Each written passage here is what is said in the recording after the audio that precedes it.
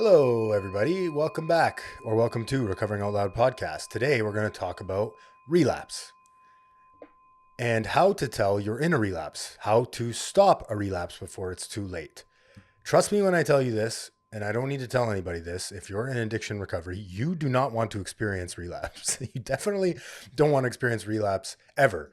But relapsing after having some years, one of the hardest things I've ever done is coming back. I didn't think I'd ever be back, and here I am. I'm back. I'm alive. And I'm grateful for both of those things to be true today. Tomorrow, I don't know. Today, I'm grateful. I'm alive. I'm sober. All we have is today. So, this episode lives in the space before relapse. The drift that happens in the weeks, months, quietly over time, leading up to the first drink or drug. I always say this, but I never relapsed on alcohol. That was not what happened. I never relapsed on drugs. I relapsed on emotions and thoughts and secrets. And that's what led me to my downfall and to the horrible situation that I put myself in. The goal isn't a checklist to scare you. It's a mirror. I want to frame this episode as I missed these signs in myself before my relapse. Here's what I wish I'd known. I would love if I could save you the months, years of agony of relapsing, because let's be honest, you don't know if you're going to come back from a relapse. That's one of the scariest truths in addiction recovery, is that I don't know if I have another recovery in me, but I do know that I have another relapse in me. I always have another relapse in me. So I would love if we could avoid that for you. And so maybe this episode will help you identify if you're in a relapse right now or on your way to a relapse. Because like I said, it doesn't happen in one moment. It happens over time, the months, the years leading up to it, weeks. I'm not here to tell you what to do or what not to do. I'm just here to share my experience on how I relapsed and some things that I wish I knew before, some things that I looked at before. But if I'm being honest, if you're in a relapse, the chances are you might not even know it yet. You might not even be aware of it. And so hopefully this episode will bring awareness to that. I don't want to scare you. I don't want to make anyone think that they're doing recovery wrong or that they're bad at recovery, because those are not true. All I want is for you to take a look, an honest look at your program to see where you're at. If you're closer to relapse, if you're closer to picking up a drink, or you're closer to recovery. In my opinion, you can only go toward one direction. There is only toward relapse or toward recovery. There's no in between. There's no middle ground. If it feels like you're in the in between right now, you're probably closer to relapse. So like I said, I didn't wake up one day and say, I'm going to use today after 7.5 years of sobriety and recovery. I'd been slipping for weeks and I just called it a rough patch, or I completely justified it and ignored it. This is the dangerous thing about alcoholism and addiction, is that you will tell yourself that you're not in a relapse, that you're doing fine, that this isn't a relapse, this doesn't count as mood or mind altering. And that's where the danger lies, is that rationalization and justification that we can do. I can rationalize and justify the shit out of any behavior in my life. If I'm not checking myself with mentors, with people in recovery, with my community, I will justify anything because I'm good at it. We're good at it. We're good at saying that, yes, these steroids are not a relapse. They're making me feel better and I look better. I need to get bigger and they're not mood or mind altering. So it's not a relapse. And then it was, I'm going to get into ADHD medication because I feel like I have a focus problem. Meanwhile, my whole life, I've been fine up until this point. This was 2 years ago, almost 3 years ago now. I had been fine up until that point, but my brain was looking for a backdoor. It was looking for a way out of my current reality, my brain, my thoughts. I wanted relief, and I wasn't getting relief in my spirituality because I stopped connecting. I wasn't getting relief in my recovery program and my community because I stopped connecting. Two most important things in recovery to me today: connection and being current. So get current and get connected. If you're not any of those things, start to look at it. Start to open up with the people around you that you love and that you trust. Get current with them and honest and authentic. And this is what I'm going through. What do you think about this? I promise you, if you have a good recovery circle of people that are recovering and recovered, connected to a power greater than themselves, they will not judge you. They will help you because the chances are they've been there before. I relapsed because my primary purpose became me. I don't know about you, but I can say most people, your primary purpose might be you right now instead of helping others and staying sober, helping others achieve sobriety and staying sober. Today, those are the two things I focus on. So I'm going to go through 10 signs. These are just generic, but this is what I come up with when I think of signs toward relapse, things to work out for, red flags, warning signs. So let's get into it. I'm Anthony. I'm an addict and alcoholic. I've been in recovery since 2015. I relapsed after 7.5 years of continuous sobriety and recovery. I am now almost 2 years sober, clean and sober again, with the help of my higher power that I choose to call God and my recovery community. And the work that I've put in up until this point has led me to where I am today. But that being said, I cannot do this on my own. I need connection to a power greater than myself that I choose to call God. That also involves my recovery community, because that is a power greater than myself, the collective consciousness of my recovery community and the people around me, my support system. Doesn't have to be Sky Daddy, the bearded guy in the sky. It's just a power greater than you. Connect to it. And what does that mean? How do I connect to that power? Well, if you put in the action of doing things over and over again, that the action contrary to your best thinking, the things that you don't necessarily believe in, but you're doing anyways because the guy or girl that's sober is telling you that's what they did to gain contented sobriety. And I'm not just talking about sobriety. I'm talking about happy sobriety, contented sobriety, a way of living that allows me to be at peace and not in resentment all the time. I followed what they did. And if you do that, you follow what they did continuously, consistently, you will eventually connect to this power greater than yourself. I don't understand it. I can't explain it to you. I can't draw it on a whiteboard, but it's a magical, beautiful thing. It is shifting my perception every day when I tap into it. Maybe I'm wrong. Maybe my ego is running the show today and I need to get out of self and help others. All a part of this big umbrella of God and higher power. I digress. Red flag 1, pulling away from support. So you're skipping meetings, you're not calling your sponsor, you're going quiet in the group chat. It doesn't feel like avoidance. It feels like I'm fine. I don't need it right now. And that's the tell. Recovery happens in connection. Isolation is the setup. So I'm fine is one of the most dangerous things I can say in recovery.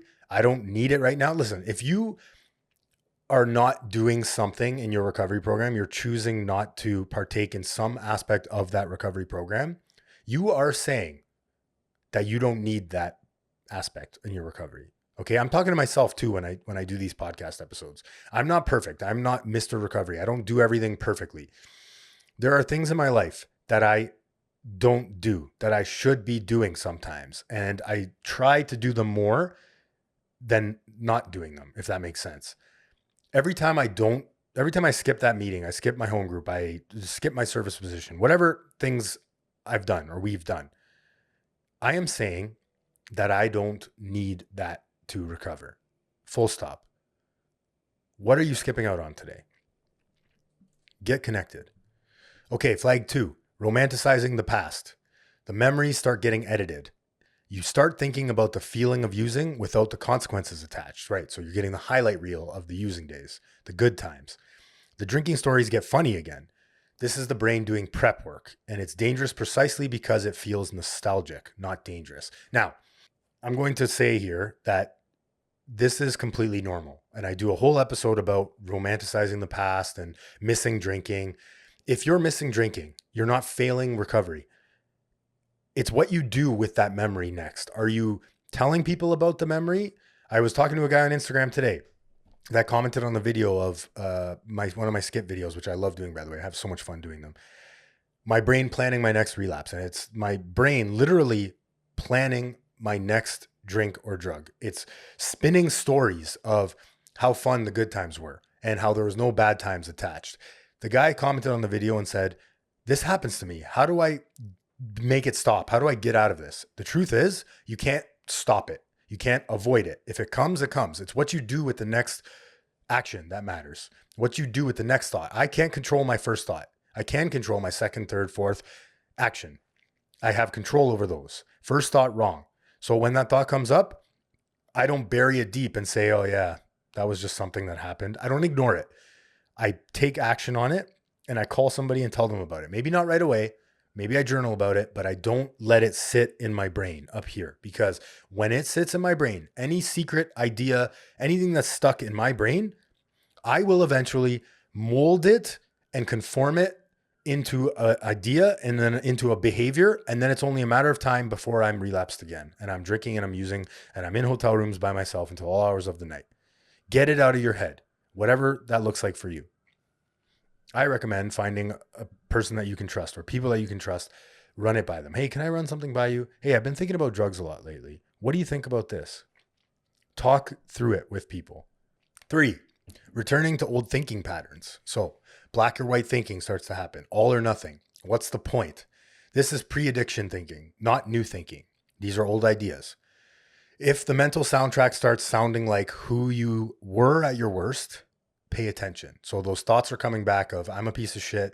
What's the point of all this? I'm not good enough. Recovery sucks. I'm bored. Get it out. Start paying attention to it. Again, you can't control your thoughts and manipulate them into, you can't stop them dead in their tracks. They're going to come. It's what you do with it next. Pay attention to the soundtrack in your head. Journal it. The recurring thoughts, the thought loops that are happening. Write about it. Get it out. 4, neglecting basics. Food, sleep, routine. So HALT comes into play here. If you don't know what HALT is, it's hungry, angry, lonely, and tired. It's a cliche because it's accurate. When self-care collapses, the armor comes off. Not cause and effect. More like early warning infrastructure going offline. If you are spinning out, chances are you're one of those 4 things. Hungry, angry, lonely, tired. Take care of yourself. Ask other people how they do it. Awareness is the key. 5, emotional numbing or shutdown. Stopped feeling much. Going through motions. Not sad, not happy, just flat. This matters because the emotional pain that substances were managing doesn't disappear in recovery. It shifts. Numbing can signal it's building back up below the surface. So again, I'm not here to start catastrophizing on your life right now. If you're having any one of these, don't panic. You can easily jump back on the recovery horse. That's the beauty of this thing before it's too late. It's so simple to jump back in the recovery game. If your one thing is off that you wish you were doing more that you used to do when you first got sober, just reincorporate it back into your life. It's so simple. Don't wait until you're ready, or don't wait until tomorrow or it's too late. Start today. Start journaling today. Pick up one new habit that you maybe did before, or maybe haven't tried yet. Prayer, meditation, follow a guided meditation app. Emotional numbing or shutdown is a part of our nature. It's what we do. I don't have to use drugs because of it. I don't have to escape with substances today. I have tools that I was given, a spiritual toolkit laid at my feet. And if you don't have that toolkit yet, go find somebody that has it and ask them how they got it. And then do what they did. 6, dishonesty creeping back in. Yes, this is a big one. Dishonesty. Oh my God. This comes to secrets as well. Small lies to people close to you, saying I'm good when you're not. Hiding how much you're struggling. The relationship with honesty is a real-time measure of where someone is. Secrecy was a huge part of active addiction. When it returns, it's worth asking why. What is this about? Why do I feel the need to lie? What am I hiding from? Be curious, not judgmental. Start to ask more questions. Why am I leaning on dishonesty today? Why am I wanting to lie to this person? Why am I not apologizing and saying, hey, I said that thing there. I didn't really mean it. It's so simple. Fix it before it's too late. Plus, lying is the most complicated thing in the world because you have to keep up with that story now. You've spun a story that isn't true, that you forget because it's not true. And you're spinning so many stories to people that you can't remember what you told this person, what you told that person. The more dishonest I was in recovery and in addiction too, the more dishonest I was, the more of a piece of shit I felt like. At the end of the day, if you do things that cause you to hate yourself, like lying often, if you do things that cause you to hate the way you feel, dislike the person you're becoming, to dislike yourself, you only have 2 jobs in this life: to find your true self and love that true self. if you start to exhibit these behaviors and act like a person in addiction or the person that you were, you're eventually going to want to escape that identity because you're so fed up with the way you are and you don't like the person looking back at you in the mirror. You can't even make eye contact with the person in the mirror. What kind of man or woman do you want to be? What kind of person do you want to be? I had a mentor ask me that when I first came into recovery. Anthony, what kind of man do you want to be today? And do your actions reflect that? Think about that. Are you acting like the person you want to be today? What kind of person do you want to be? 7, skipping or dismissing therapy and aftercare. I've already dealt with this. I don't need it anymore. This feels like confidence, but can be complacency. Yeah, so maybe you're at a good place and you're saying, I don't need this anymore. I'm outgrown this. I'm recovered. I'm cured. Cured. I'll never be cured. What a gift, because then I can keep working on myself with the spiritual toolkits and I can keep growing. The difference is whether you can say why you're stepping back, not just that you feel like going, that you don't feel like going. So the difference is whether you can say why you're stepping back, not just that you don't feel like going. You know the answer. You're confident in your answer of why you're dismissing these aftercare therapy, whatever your program looks like, meetings. 8, testing or flirting with limits. So going somewhere you used to use, spending time with people you used to use with, just to prove you can handle it. Or maybe to show them that you're doing better. Subconsciously, I just want to show them that I'm doing really well. That's also not very good too. What is your motive when you go to these things? Ask yourself that. Ordering a mocktail at the same bar. These feel like proof of strength, but are often reconnaissance missions the brain is running. So yeah, your brain is running recon missions here. People, places, and things, man. This is the dangerous game of addiction. If I hang around the barber's chair long enough, I'm going to get my hair cut. If I go to the same bar, hang out with the same people, don't change a single thing in my life, how am I going to stay sober? I'm living the exact same way. I'm going to the same places. There is no recovery to be had in a bar. And I'm not sitting here saying that you shouldn't go to bars or you shouldn't go to parties. Or I truly believe you can go anywhere in the world where drugs and alcohol are involved. If you are on the spiritual footing, if you have a foundation in your recovery, and if your motive is right, your motive is clear for why you're going. Are you going to that bar for somebody's celebration, their birthday, or are you going to steal vicarious pleasure from other people drinking there? Watch them have fun and think, man, I miss that. I wish I could do that. Because it starts with that. And then it ends with you in a trap house, or you at the second bar, or you 10 beers deep. Be honest with yourself. 9, major life stress or sense of groundlessness. So big things are happening: job loss, relationship breakdown, family conflict, grief. It's not that stress that causes relapse. It's that stress activates the old neural pathways that substance use carved out. The question isn't why. The question isn't, am I stressed? It's, am I using my recovery tools because I'm stressed, or am I starting to white knuckle it alone? Am I white knuckling it right now? Am I a dry drunk? Am I a attender of recovery programs? Am I a pretender in recovery programs? Or am I a member? Am I bought into this thing? Am I in the middle? Am I connected? Am I current? Life's going to happen. I don't need to drink over major life consequences. Anytime I relapsed after things were going well. Things were okay. If I look back on all the times I relapsed, things were going pretty well. They were okay. I just wanted to escape my brain. I wasn't leaning on my recovery circle. I had secrets, and I was showing up to recovery meetings and not telling the truth. I was putting on a mask everywhere I went because I was ashamed that I was regressing back into my addiction. And then by the time I caught myself and realized that I actually had been in a relapse, it was too late. The craving had kicked in. I needed more. So I started abusing my ADHD medication. I started buying more on the dark web, and I started partying with it. And then I would justify it and keep rationalizing, well, it's not that bad. At least I'm not using cocaine yet, until I was. 10, loss of meaning or connection to why you got sober.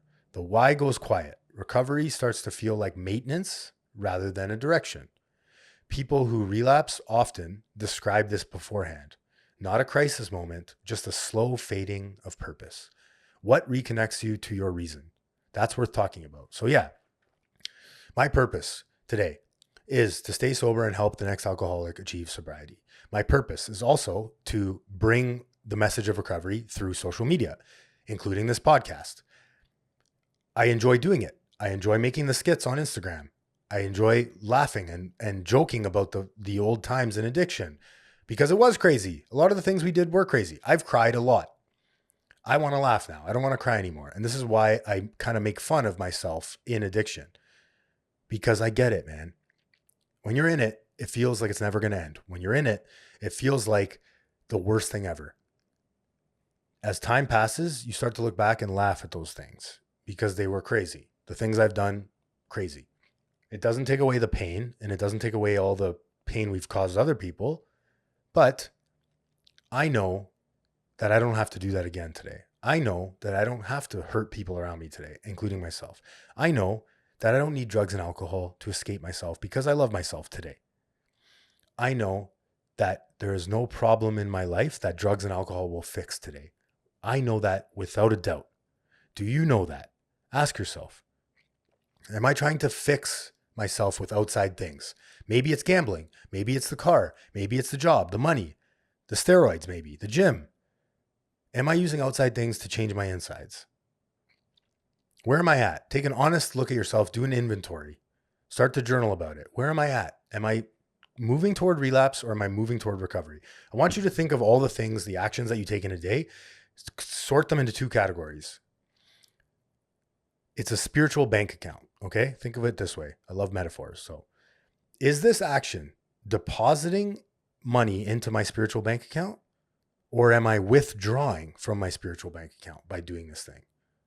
If I think about an old memory and I start to go hang out with old people that I used to party with, and I don't tell them that I'm sober, maybe I'm withdrawing from my bank account, my spiritual bank account, by doing that.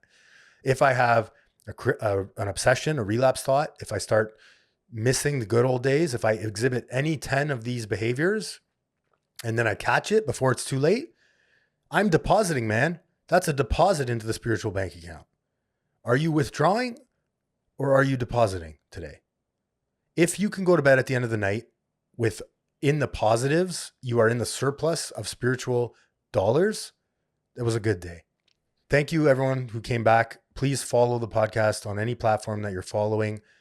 If no one's told you this yet today, I love you. And remember, recovery is simple, not easy.